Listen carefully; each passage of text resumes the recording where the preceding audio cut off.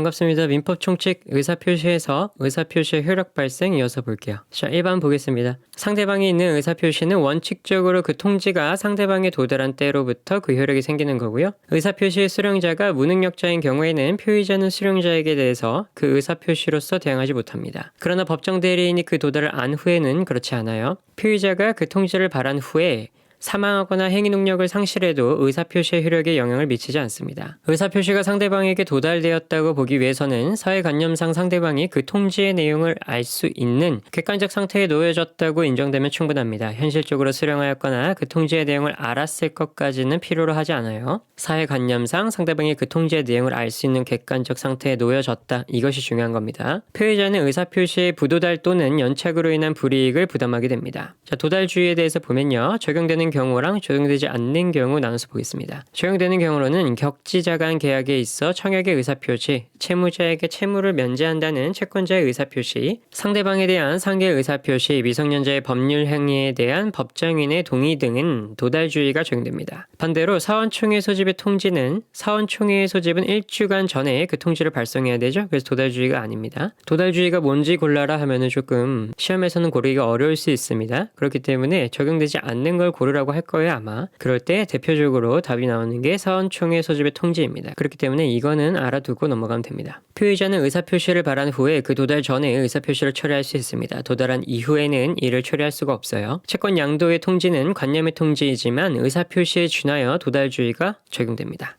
미성년자가 예외적으로 행위 능력을 가지는 경우에는 그 한도에서 의사표시의 수령 능력이 인정됩니다. 착오로 의사표시가 취소되면 그 의사표시를 요소로 하는 제3상의 법률 행위는 소급적으로 무효가 됩니다. 상대방이 의사표시의 내용을 확인하지 않은 채 정당한 사유 없이 수령을 거절하였다고 해서 의사표시가 도달되지 않는 것으로 보는 것은 아니고요. 상대방이 통지를 현실적으로 수령하거나 통지의 내용을 알 것까지 필요하지 않는다고 했어요. 즉 도달한 것으로 봅니다. 통상우편, 보통우편이라고도 하는데요. 통상우편의 방법으로 발송된 사실만으로는 발송일로부터 상당한 기간 내에 수취인에게 송달된 것으로 추정할 수 없고요. 송달의 효력을 주장하는 측에서 증거에 의해서 도달 사실을 입증해야 됩니다. 반대로 등기우편을 썼을 때 상당 기간 내에 수취인에게 송달된 것으로 추정하죠. 격지자 간의 계약은 승낙의 통지를 발송한 때에 성립하고요. 상대방이 없는 의사표시에 대해서는 표시행위가 완료된 때 효력을 발생하게 됩니다. 표백주의라고 하는데 상대방이 없는 의사표시에 대해서는 표시행위가 완료된 때 효력을 발생한다. 표의자가 과실 없이 상대방을 알지 못하거나 상대방의 소재를 알지 못하는 경우에는 의사표시는 민사소송법 공시송달의 규정에 의해서 송달할 수 있습니다. 여기 나오네요.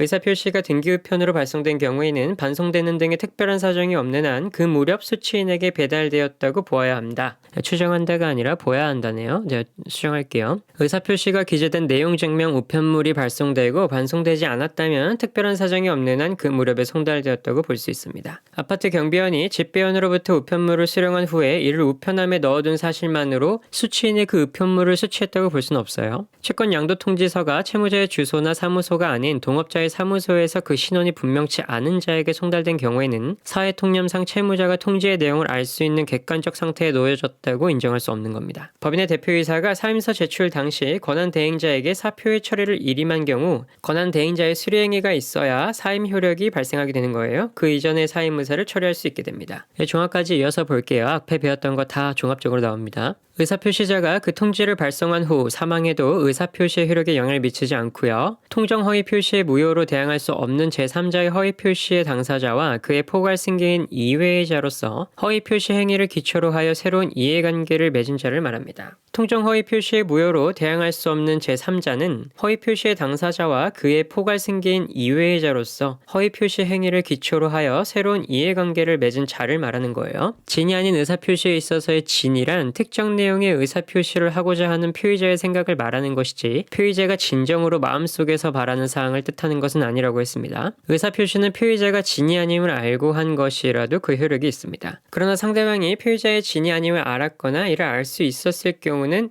무효로 하는 거예요. 통정한 허위 표시에 의해서 외형상 형성된 법률 관계로 생긴 채권을 가압류한 자는 통정 허위 표시의 무효로 대항할 수 없는 제3자에 해당합니다. 제3자는 선의이기만 하면 되고 무과실은 요구되지 않습니다. 무과실이 요구됐던 적이 하나 있었죠? 기억나나요? 사기강박에서 제3자에 의한 사기강박 중에서 상대방이 알았거나 알 수 있었을 경우에는 언제나 취소가 가능한데 상대방이 선의 무과실인 경우에는 취소할 수 없다고 했습니다. 이때 무과실 여부를 따지는 거예요.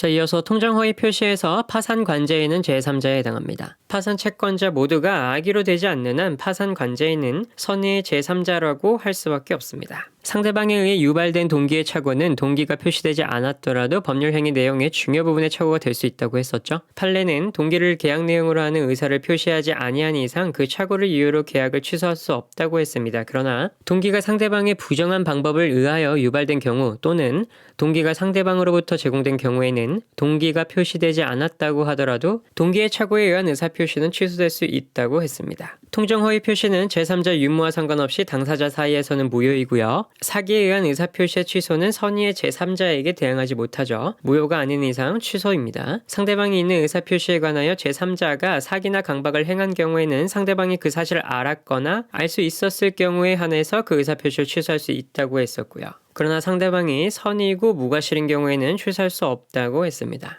표시되거나 상대방에게 알려진 법률 행위의 동기가 반사회질서적인 경우 그 법률 행위는 무효입니다. 무효로 되는 반사회질서 행위를 보면요. 법률 행위의 목적인 권리 의무의 내용이 선량한 풍속 기타 사회질서에 위반하는 경우를 말하고요. 또는 그 내용 자체는 반사회질서적인 것이 아니라고 하더라도 자, 첫 번째로 법률적으로 이를 강제하거나 그 법률 행위에 반사회질서적인 조건 또는 금전적 대가가 결부됨으로써 반사회질서적 성질을 띠게 되는 경우 및 표시되거나 상대방에게 알려진 법률 행위의 동기가 반사회질서적인 경우를 포함하게 됩니다. 자, 그래서 무효로 되는 반사회질서 행위에서 법률 행위의 목적인 권리 의무의 내용이 선량한 풍속 기타 사회질서에 위반하는 경우만 무효로 되는 반사회질서 행위로 본다라고 하면 틀린 거죠. 이런 경우도 있는 거예요. 부동산의 이중매매 계약이 반사회적 법률 행위에 해당하는 경우에는 절대적 무효입니다. 무효를 가지고 선의의 제3자에게도 대항할 수 있으며 시적인 제한이 없어요.